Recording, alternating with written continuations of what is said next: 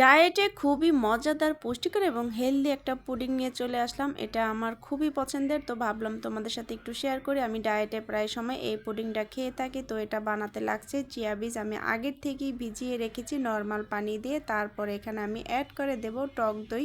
আমি আমার পরিমাণ মতো নিয়েছি, তোমরা এখানে চাইলে কম অ্যাড করতে পারো এবং বেশি অ্যাড করতে পারো।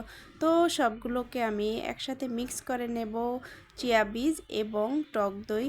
তো এখানে কিন্তু তোমরা আরও বিভিন্ন কালারফুল ফল দিতে পারো। আমি শুধু এক আইটেম ফল নিয়েছি, আমি শুধু কলা নিয়েছি। আর কলা আমার খুবই পছন্দের, যেহেতু আমি মেনটেনিংয়ে আছি তাই আমি একটু কলা খাবো। আর যত যাই খাও না কেন, খাদ্য অভ্যাস যাই হোক না কেন, সব সময় একটা কথাই মনে রাখতে হবে, এক্সারসাইজ ছাড়া যাবে না।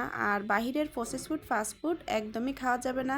যাই খাবে বাসায় তৈরি করে হেলদি পুষ্টিকর খাবার খাবে। তো কথা বলতে বলতে আমার সেই মজাদার কলা চিয়ার পুষ্টির পুডিং রেডি।